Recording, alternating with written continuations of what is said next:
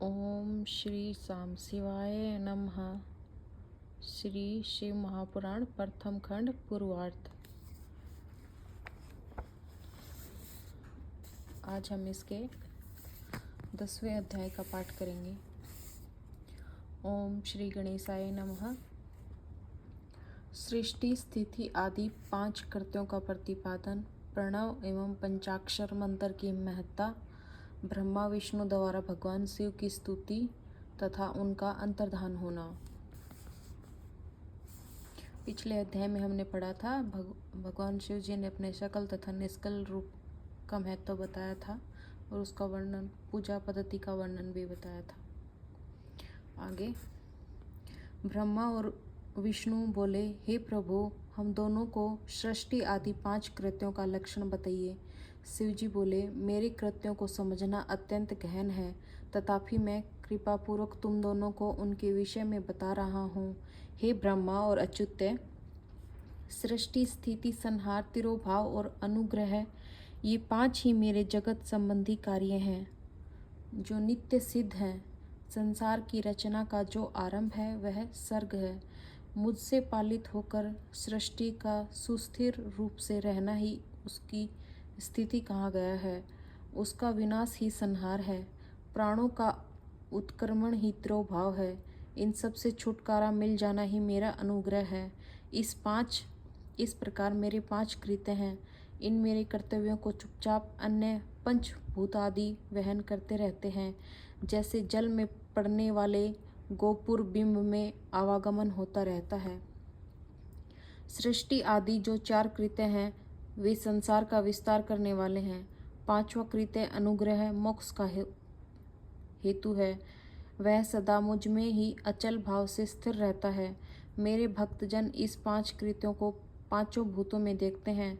सृष्टि भूतल में स्थित, जल में, संहार अग्नि में, तिरोभाव वायु में और अनुग्रह आकाश में स्थित है। पृथ्वी से सबकी सृष्टि होती है, जल से सबकी वृद्धि होती है, आग सबको जला देती है, वायु सबको एक स्थान से दूसरे स्थान को ले जाती है और आकाश सबको अनुग्रहित करता है। यह विद्वान पुरुषों को जानना चाहिए।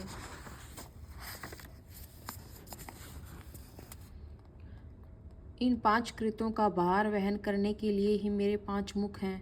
4 दिशाओं में 4 मुख हैं और इनके बीच में 5वां मुख है। हे पुत्रों, तुम दोनों ने तपस्या करके प्रसन्न हुए मुझ परमेश्वर से भाग्यवश सृष्टि और स्थिति नामक 2 कृत्य प्राप्त किए हैं। ये दोनों तुम्हें बहुत प्रिय हैं। इसी प्रकार मेरे विभूति स्वरूप रुद्र और महेश्वर ने 2 अन्य उत्तम कृत्य, संहार और तिरोभाव, मुझसे प्राप्त किए हैं, परंतु अनुग्रह नामक कृत्य कोई नहीं पा सकता। उन सभी पहले के क्रमों को तुम दोनों ने समय अनुसार भुला दिया। रुद्र और महेश्वर अपने कर्मों को नहीं भूले हैं, इसलिए मैंने उन्हें अपनी समानता प्रदान की है। वे रूप, वेश, कृत्य, वाहन, आसन और आयुध आदि में मेरे समान ही हैं। हे पुत्रों, मेरे ध्यान से शून्य होने के कारण तुम दोनों में मूढ़ता आ गई है। मेरे ज्ञान रहने पर महेश के समान अभिमान और स्वरूप नहीं रहता, इसलिए मेरे ज्ञान की सिद्धि के लिए मेरे ओंकार नामक मंत्र का तुम दोनों जाप करो। यह अभिमान को दूर करने वाला है। पूर्व काल में मैंने अपने स्वरूप भूत मंत्र का उपदेश किया है, जो ओंकार के रूप में प्रसिद्ध है। वह महामंगलकारी मंत्र है। सबसे पहले मेरे मुख से ओंकार, ओम प्रकट हुआ, जो मेरे स्वरूप का बोध कराने वाला है। ओंकार वाचक है और मैं वाच्य हूँ। यह मंत्र मेरा स्वरूप ही है। प्रतिदिन ओंकार का निरंतर स्मरण करने से मेरा ही सदा स्मरण होता रहता है। पहले मेरे उत्तरवर्ती मुख से आकार, पश्चिम मुख से उकार, दक्षिण मुख से मकार, पूर्ववर्ती मुख से बिंदु तथा मध्यवर्ती मुख से नाद उत्पन्न हुआ। इस प्रकार 5 अवयवों से युक्त होकर ओंकार का विस्तार हुआ है। इन सभी अवयवों से एकीभूत होकर वह प्रणव ओम नामक एक अक्षर हो गया। यह नाम रूपात्मक सारा जगत तथा वेद वर्णित स्त्री पुरुष वर्ग रूप दोनों कुल इस प्रणव मंत्र से व्याप्त हैं। यह मंत्र शिव और शक्ति दोनों का बोधक है।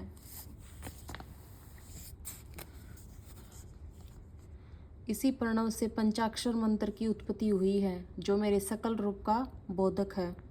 वह अकारादि कर्म से और नकारादि कर्म से क्रमशः प्रकाश में आया है। ओम नमः शिवाय। इस पंचाक्षर मंत्र से मातृका वर्ण प्रकट हुए हैं जो 5 भेद वाले हैं। उसी से शिरोमंत्र तथा 4 मुखों से त्रिपदा गायत्री का प्राकट्य हुआ है। उस गायत्री से संपूर्ण वेद प्रकट हुए हैं और उन वेदों से करोड़ों मंत्र निकले हैं। उन मंत्रों से भिन्न भिन्न कार्यों की सिद्धि होती है, परंतु इस प्रणव एवं पंचाक्षर से संपूर्ण मनोरथों की सिद्धि होती है। इस मूल मंत्र से भोग और मोक्ष दोनों ही सिद्ध होते हैं। मेरे सकल रूप से संबंध रखने वाले सभी मंत्राज साक्षात भोग प्रदान करने वाले और शुभ कारक हैं। नंदिकेश्वर बोले, तदंतर जगदम्बा पार्वती के साथ बैठे हुए गुरुवर महादेव जी ने उत्तराभिमुख बैठे हुए ब्रह्मा और विष्णु को पर्दा करने वाले वस्त्र से आच्छादित करके उनके मस्तक पर अपना कर कमल रखकर धीरे धीरे उच्चारण करके उन्हें उत्तम मंत्र का उपदेश दिया। यंत्र तंत्र में बताई हुई विधि के पालन पूर्वक 3 प्रकार मंत्र का उच्चारण करके भगवान शिव ने उन दोनों शिष्यों को मंत्र की दीक्षा दी। तत्पश्चात उन शिष्यों ने गुरु दक्षिणा के रूप में अपने आप को ही समर्पित कर दिया और दोनों हाथ जोड़कर उनके समीप खड़े हो उन देवश्रेष्ठ जगत गुरु का स्तवन किया। ब्रह्मा और विष्णु बोले, हे प्रभु, आप निष्कल रूप हैं, आपको नमस्कार है। आप निष्कल तेज से प्रकाशित होते हैं, आपको नमस्कार है। आप सबके स्वामी हैं, आपको नमस्कार है। आप सर्व आत्मा को नमस्कार है, अथवा सकल स्वरूप आप महेश्वर को नमस्कार है। आप प्रणव के वाच्यार्थ हैं, आपको नमस्कार है। आप प्रणव लिंग वाले हैं, आपको नमस्कार है। सृष्टि पालन संहार तिरोभाव और अनुग्रह करने वाले आपको नमस्कार है। आपके 5 मुख हैं, आपको नमस्कार है। पंच ब्रह्म स्वरूप 5 कृत्य वाले आपको नमस्कार है। आप सबके आत्मा है, ब्रह्म है। आपके गुण और आपकी शक्तियाँ अनंत हैं, आपको नमस्कार है। आपके सकल और निष्कल 2 रूप हैं। आप सद्गुरु एवं शंभु हैं, आपको नमस्कार है। इन पद्यों द्वारा अपने गुरु महेश्वर की स्तुति करके ब्रह्मा और विष्णु ने उनके चरणों में प्रणाम किया। ईश्वर बोले, हे वत्सो, मैंने तुम दोनों से सारा तत्व कहा और दिखा दिया। तुम दोनों देवी के द्वारा उपदिष्ट प्रणव ओम, जो मेरा ही स्वरूप है, का निरंतर जप करो। इसके जप से ज्ञान, स्थिर भाग्य सब कुछ सदा के लिए प्राप्त हो जाता है। आद्रा नक्षत्र से युक्त चतुर्दशी को प्रणव का जप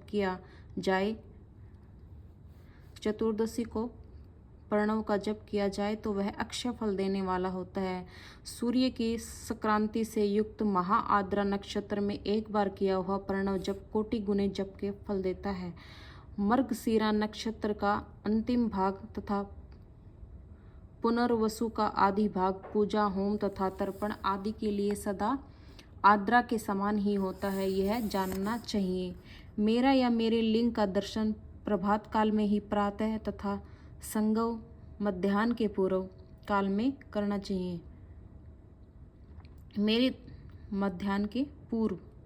मेरे दर्शन पूजन के लिए चतुर्दशी तिथि निशिथ व्यापिनी अथवा प्रदोष व्यापिनी लेनी चाहिए, क्योंकि परिवर्तनी तिथि से संयुक्त परिवर्तनी जो कि अमावस्या है, तिथि से संयुक्त चतुर्दशी की ही प्रशंसा की जाती है।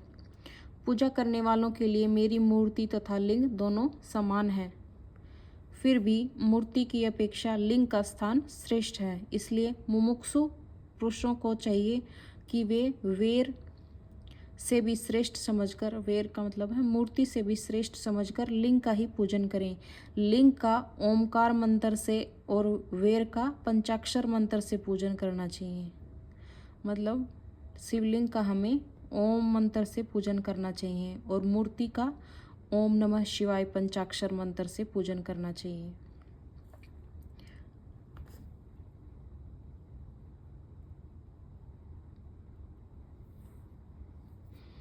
नहीं वेर मतलब मूर्ति। लिंग का ओमकार मंत्र से, शिवलिंग का ओम मंत्र से पूजन करना चाहिए। और वेर का मूर्ति मतलब मूर्ति का पंचाक्षर नमः शिवाय से पूजन करना चाहिए।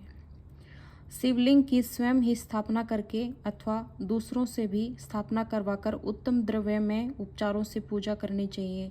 इससे मेरा पद सुलभ हो जाता है। इस प्रकार उन दोनों शिष्यों को उपदेश देकर भगवान शिव वहीं अंतर्धान हो गए। इस प्रकार शिव महापुराण के अंतर्गत प्रथम विद्येश्वर संहिता में ओमकार उपदेश का वर्णन नामक 10वां अध्याय पूर्ण हुआ। ओम नमः शिवाय। हर हर महादेव।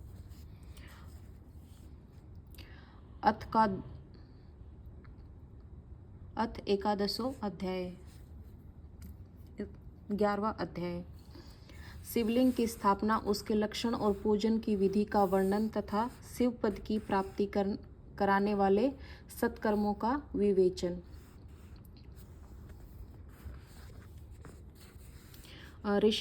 ऋषिगण बोले, हे सूत जी, शिवलिंग की स्थापना कैसे करनी चाहिए, उसका लक्षण क्या है तथा उसकी पूजा कैसे करनी चाहिए, किस देश काल में करनी चाहिए और किस द्रव्य के द्वारा उसका निर्माण होना चाहिए। सूत जी बोले, हे महर्षियों, मैं आप लोगों के लिए इस विषय का वर्णन करता हूँ, ध्यान देकर समझिए। अनुकूल एवं शुभ समय में किसी पवित्र तीर्थ में अथवा नदी आदि के तट पर अपनी रुचि के अनुसार ऐसी जगह शिवलिंग की स्थापना करनी चाहिए जहाँ नित्य पूजन हो सके। पार्थिव द्रव्य से, जलमय द्रव्य से अथवा धातुमय पदार्थ से अपनी रुचि के अनुसार कल्प उक्त लक्षणों से युक्त शिवलिंग का निर्माण करके उसकी पूजा करने से उपासक को उस पूजन का पूरा फल प्राप्त होता है। संपूर्ण शुभ लक्षणों से युक्त शिवलिंग तत्काल पूजा का फल देने वाला होता है। यदि चल प्रतिष्ठा करनी हो तो इसके लिए छोटा सा शिवलिंग, और यदि अचल प्रतिष्ठा करनी हो तो स्थूल शिवलिंग श्रेष्ठ माना जाता है। उत्तम लक्षणों से युक्त पीठ सहित शिवलिंग की स्थापना करनी चाहिए। शिवलिंग का पीठ मंडलाकार, गोल, चकोर, त्रिकोण अथवा खटवांग के आकार का ऊपर गोल तथा आगे लंबा होना चाहिए। ऐसा लिंग पीठ महान फल देने वाला होता है। पहले मिट्टी, प्रशस्त्र आदि से अथवा लोहे आदि से शिवलिंग का निर्माण करना चाहिए। जिस द्रव्य से शिवलिंग का निर्माण हो उसी से उसका पीठ भी बनाना चाहिए। यही स्थावर अचल प्रतिष्ठा वाले शिवलिंग की विशेष बात है। चल प्रतिष्ठित वाले शिवलिंग में भी लिंग और पीठ का एक ही उत्पादन होना चाहिए, किंतु बाण लिंग के लिए यह नियम नहीं है। लिंग की लंबाई निर्माणकर्ता के 12 अंगुल के बराबर होनी चाहिए।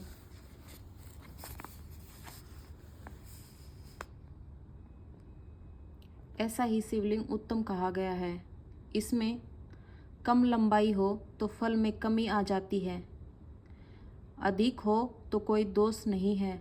चरलिंग में भी वैसा ही नियम है। उसकी लंबाई कम से कम कर्ता के 1 अंगुल के बराबर होनी चाहिए। मतलब जो शिवलिंग की हम पूजा करते हैं, जो चल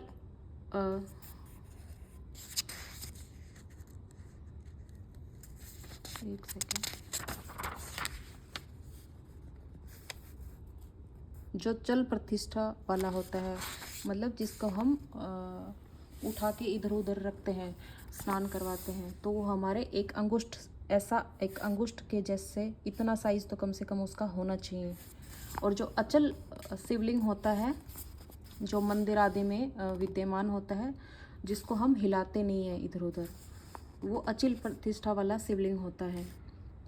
तो अचल प्रतिष्ठा वाले शिवलिंग की लंबाई कम से कम 12 उंगली के बराबर होनी चाहिए, और चल प्रतिष्ठा वाले की कम से कम 1 उंगल के बराबर तो होनी ही चाहिए। जो हम घर पे रखते हैं लगभग कितना छोटा सा होता है, उतना 1 अंगुष्ठ के समान तो होना ही चाहिए। पहले शिल्प शास्त्र के अनुसार एक विमान या देवालय बनवाएं।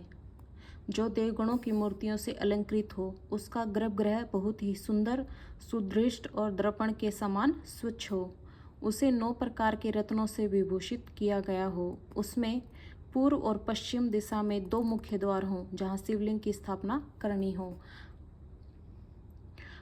उस स्थान के गर्त में नीलम, लाल रतन, वैदूर्य, श्याम रतन, मरकत, मोती, मूंगा, गोमेद और हीरा, इन 9 रत्नों का तथा अन्य महत्वपूर्ण द्रव्यों को वैदिक मंत्रों के साथ छोड़ें। सधोजात आदि 5 वैदिक मंत्रों द्वारा शिवलिंग का 5 स्थानों में क्रमशः पूजन करके अग्नि में हविष्य की अनेक आहुतियाँ दें और परिवार सहित मेरी पूजा करके गुरु स्वरूप आचार्य को धन तथा भाई बंधुओं को अभिलषित वस्तुओं से संतुष्ट करें। याचकों को जड़, सुवर्ण, ग्रह एवं भू संपत्ति तथा जड़ और चेतन वैभव प्रदान करें। चेतन मतलब जिसमें चेतना हो, जैसे कि हमारी गाय माता, गौ, एवं जड़ जिसमें चेतना नहीं हो, जैसे कि सुवर्ण, ग्रह एवं भू संपत्ति, कुछ दान आदि करें। स्थावर जंगम सभी जीवों को यत्न पूर्वक संतुष्ट करके एवं गड्ढे में सुवर्ण तथा 9 प्रकार के रत्न भरकर सधोजाति वैदिक मंत्रों का उच्चारण करके परम कल्याणकारी महादेव जी का ध्यान करें। तत्पश्चात नाद घोष से युक्त महामंत्र ओमकार का उच्चारण करके उक्त गड्ढे में शिवलिंग की स्थापना करके उसे पीठ से संयुक्त करके इस प्रकार पीठ युक्त लिंग की स्थापना करके उसे नित्य लेप दीर्घकाल तक टिके रहने वाले मसाले से जोड़कर स्थिर करें।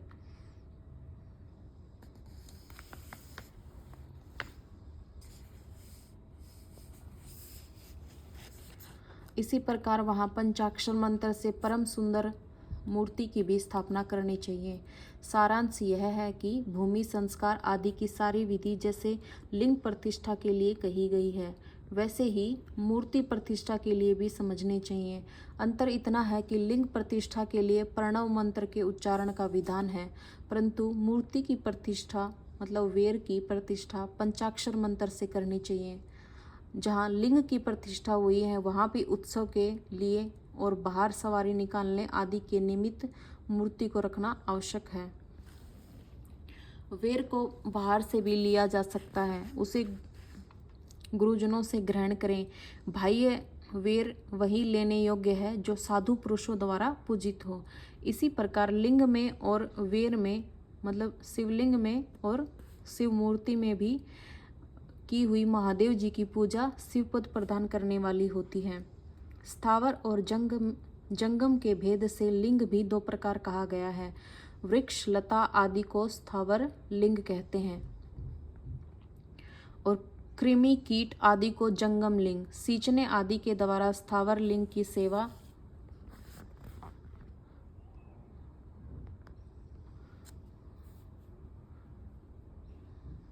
सींचने आदि के द्वारा स्थावर लिंग की सेवा करनी चाहिए और जंगम लिंग को आहार एवं जल आदि देकर तृप्त करना उचित है। उन स्थावर जंगम को जीवों को सुख पहुँचाने में अनुरुक्त होना भगवान शिव का पूजन है, ऐसा विद्वान पुरुष मानते हैं। इस प्रकार चराचर जीवों को ही भगवान शंकर के प्रतीक मानकर उनका पूजन करना चाहिए। सभी पीठ प्राक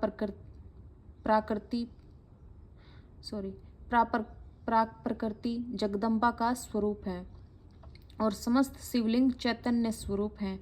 जैसे भगवान शंकर देवी पार्वती को गोद में बिठाकर विराजते हैं, उसी प्रकार यह शिवलिंग सदा पीठ के साथ ही विराजमान होता है। इस तरह महालिंग की स्थापना करके विविध उपचारों द्वारा उसका पूजन करें। अपनी शक्ति के अनुसार नित्य पूजा करनी चाहिए और देवालय के पास ध्वजारोपण आदि करना चाहिए। इस प्रकार साक्षात शिव का पद प्रदान करने वाले लिंग की स्थापना करें अथवा चर लिंग में षडोपचारों द्वारा यथोचित रीति से क्रमशः पूजन करें। यह पूजन भी शिव पद प्रदान करने वाला है। आवाहन, आसन, अर्घ्य, पाद्य, पाद्यांग, आचमन, अभ्यंग पूर्वक स्नान, वस्त्र, गंध, पुष्प, धूप, दीप, नैवेद्य, तांबूल, समर्पण, निराजन, नमस्कार और विसर्जन, ये 16 उपचार हैं। अथवा अर्घ्य से लेकर नैवेद्य तक विधिवत पूजन करें। अभिषेक, नैवेद्य, नमस्कार और तर्पण, ये सब यथाशक्ति नित्य करें। इस तरह किया हुआ शिव का पूजन शिव पद की प्राप्ति करने वाला होता है।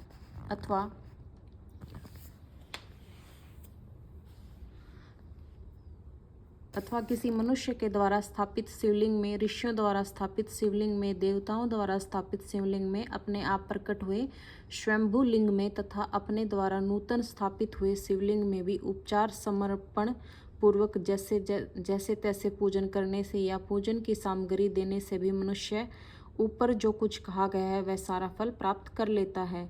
क्रमशः परिक्रमा और नमस्कार करने से भी शिवलिंग शिव पद की प्राप्ति कराने वाला होता है। यदि नियम पूर्वक शिवलिंग का दर्शन मात्र कर लिया जाए तो भी वह कल्याणप्रद होता है। मिट्टी, आटा, गाय के गोबर, फूल, कनेर पुष्प, फल, गुड़, मक्खन, भस्म अथवा अन्य से भी अपनी रुचि के अनुसार शिवलिंग बनाकर तदनुसार उसका पूजन करें। कुछ लोग हाथ के अंगूठे आदि पर भी पूजा करना चाहते हैं। लिंग का निर्माण कहीं भी करने में किसी प्रकार का निषेध नहीं है। भगवान शिव सर्वत्र ही भगत के प्रयत्न के अनुसार फल प्रदान कर देते हैं। अथवा श्रद्धापूर्वक शिव भक्तों को शिवलिंग का दान या लिंग के मूल्य का दान करने से भी शिवलोक की प्राप्ति होती है। अथवा प्रतिदिन 10,000 प्रणव मंत्र का जप करें। अथवा दोनों संध्याओं के समय 1,000 प्रणव का जप करें। यह कर्म भी शिव पद की प्राप्ति करने वाला है, ऐसा जानना चाहिए। जप काल में मकरांत प्रणव का उच्चारण मन की शुद्धि करने वाला होता है। समाधि में मानसिक जप का विधान है तथा अन्य सब समय उपांशु ही जप करने चाहिए। नाद और बिंदु से युक्त ओंकार के उच्चारण को विद्वान पुरुष समान प्रणव कहते हैं। यदि प्रतिदिन आदरपूर्वक 10,000 पंचाक्षर मंत्र का जप किया जाए अथवा दोनों संध्याओं के समय 1,000 ही जप किया जाए तो उसे शिव पद की प्राप्ति कराने वाला समझना चाहिए। ब्राह्मणों के लिए आदि में प्रणव से युक्त पंचाक्षर मंत्र अच्छा बताया गया है। फल की प्राप्ति के लिए दीक्षा पूर्वक गुरु से मंत्र ग्रहण करना चाहिए। कलश से किया हुआ स्नान, मंत्र की दीक्षा, मातृकाओं का न्यास, सत्य से पवित्र अंतःकरण वाला ब्राह्मण तथा ज्ञानी गुरु, इन सबको उत्तम माना गया है। द्विजों के लिए नमः शिवाय के उच्चारण का विधान है। द्विजेत्रों के लिए अंत में नमः पद के प्रयोग की विधि है, अर्थात वे शिवाय नमः इस मंत्र का उच्चारण करें। स्त्रियों के लिए भी कहीं कहीं विधि पूर्वक अंत में नमः जोड़कर उच्चारण का ही विधान है, अर्थात कोई ऋषि ब्राह्मण की स्त्रियों के लिए नमः पूर्वक शिवाय के जप की अनुमति देते हैं, अर्थात वे नमः शिवाय का जाप करें। मतलब स्त्रियों को नमः शिवाय का जाप करना चाहिए। पंचाक्षर मंत्र है जो कि पंचाक्षर मंत्र का 5 करोड़ जप करके मनुष्य भगवान सदाशिव के समान हो जाता है। 1, 2, 3 अथवा 4 करोड़ का जप करने से क्रमशः ब्रह्मा, विष्णु, रुद्र तथा महेश्वर का पद प्राप्त होता है। अथवा मंत्र में जितने अक्षर हैं उनका पृथक पृथक 1-1 लाख जप करें, अथवा समस्त अक्षरों का एक साथ ही जितने अक्षर हों उतने लाख जप करें। इस तरह के जप को शिव आदि की प्राप्ति करने वाला समझना चाहिए।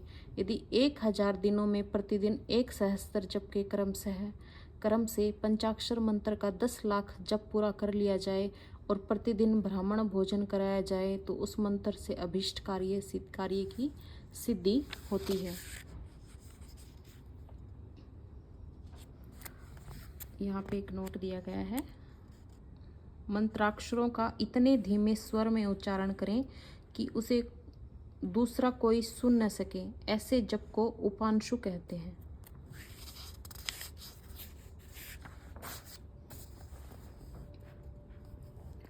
ब्राह्मण को चाहिए कि वह प्रतिदिन प्रातःकाल 1008 बार गायत्री का जप करे। ऐसा होने पर गायत्री क्रमशः शिव का पद प्रदान करने वाली होती है। वेद मंत्रों और वैदिक सूक्तकों का भी नियम पूर्वक जप करना चाहिए। एकाक्षर मंत्र 10,000, दृशाण मंत्र 1,000, 100 से कम अक्षर वाले मंत्र 100 और उससे अधिक अक्षर वाले मंत्र यथाशक्ति 1 से अधिक बार जप करने चाहिए। वेदों के पारायण को भी शिव पद की प्राप्ति करने वाला जानना चाहिए। अन्यान्य जो बहुत से मंत्र हैं उनका भी जितने अक्षर हों उतने लाख जप करने चाहिए। एकाक्षर मंत्र को उसी प्रकार करोड़ की संख्या में जपना चाहिए। अधिक अक्षर वाले मंत्र 1000 की संख्या में भी भक्तिपूर्वक जपने चाहिए। इस प्रकार जो यथाशक्ति जप करता है वह क्रमशः शिव पद प्राप्त कर लेता है। अपनी रुचि के अनुसार किसी एक मंत्र को अपनाकर मृत्यु पर्यंत प्रतिदिन उसका जप करना चाहिए, अथवा ओम इस मंत्र का प्रतिदिन 1 सहस्त्र जप करना चाहिए। ऐसा करने पर भगवान शिव की 1 सहस्त्र मतलब 100 बार शायद आज्ञा से संपूर्ण मनोरथों की सिद्धि होती है। जो मनुष्य भगवान शिव के लिए फुलवाड़ी या बगीचे आदि लगाता है तथा शिव की सेवा कार्य के लिए मंदिर में झाड़ने बुहारने आदि की व्यवस्था करता है, वह इस पुण्य कर्म को करके शिव पद प्राप्त कर लेता है। भगवान शिव जो काशी आदि क्षेत्र हैं उनमें भक्तिपूर्वक नित्य निवास करें।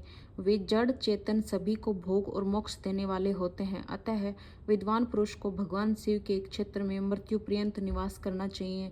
मनुष्य द्वारा स्थापित शिवलिंग से चारों ओर 100 हाथ तक पुण्य क्षेत्र कहा गया है तथा ऋषियों द्वारा स्थापित शिवलिंग के चारों ओर 1000 हाथ तक पुण्य क्षेत्र होता है।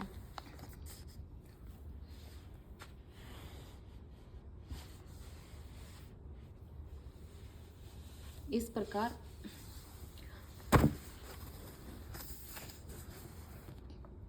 प्रकार देवताओं द्वारा स्थापित शिवलिंग के चारों ओर भी 1000 हाथ तक पुण्य क्षेत्र समझना चाहिए। स्वयंभू लिंग के चारों ओर तो 1000 धनुष तक पुण्य क्षेत्र होता है। पुण्य क्षेत्र में स्थित बावड़ी, कुआं और पोखरे आदि को शिव गंगा समझना चाहिए। भगवान शिव का ऐसा ही वचन है, वहाँ स्नान दान और जप करके मनुष्य भगवान शिव को प्राप्त कर लेता है। अतः मृत्यु पर्यंत शिव के क्षेत्र का आश्रय लेकर रहना चाहिए। जो शिव के क्षेत्र में अपने किसी मृत संबंधी का दशा, मासिक श्राद्ध, सैपिंडीकरण अथवा वार्षिक श्राद्ध करता है अथवा कभी भी शिव के क्षेत्र में अपने पितरों को पिंड देता है, वह तत्काल सब पापों से मुक्त हो जाता है, अंत में शिव पद प्राप्त पाता है। अथवा शिव के क्षेत्र में 7, 5, 3 या 1 ही रात निवास कर लें। ऐसा करने से भी क्रमशः शिव पद की प्राप्ति होती है। लोक में अपने अपने वर्ण के अनुरूप सदाचार का पालन करने से भी मनुष्य शिव पद को प्राप्त कर लेता है। वर्णानुकूल आचरण से तथा भक्ति भाव से वह अपने सत्य कर्म का अतिशय फल पाता है। कामना पूर्वक किए हुए अपने कर्म के अभीष्ट फल को शीघ्र ही पा लेता है। निष्काम भाव से किया हुआ सारा कर्म साक्षात शिव पद की प्राप्ति कराने वाला होता है। दिन के 3 विभाग होते हैं, प्रातः, मध्याह्न और सायं। प्रातः, मध्याह्न, दोपहर और सायं शाम का समय। इन तीनों में क्रमशः एक एक प्रकार के कर्म का संपादन किया जाता है। प्रातः काल को शास्त्र विहित नित्य कर्म के अनुष्ठान का समय जानना चाहिए। मध्याह्न काल में सकाम कर्म के लिए उपयोगी है तथा सायंकाल शांति कर्म के लिए उपयुक्त है, ऐसा जानना चाहिए। इसी प्रकार रात्रि में भी समय का विभाजन किया गया है। रात के 4 प्रहरों में से जो बीच के 2 प्रहर हैं उन्हें निशित काल कहा गया है। विशेषतः उस काल में की हुई भगवान शिव की पूजा अभीष्ट फल को देने वाली होती है। ऐसा जानकर कर्म करने वाला मनुष्य यथोक्त फल का भागी होता है। विशेषतः कलयुग में कर्म से ही फल की फल की सिद्धि होती है।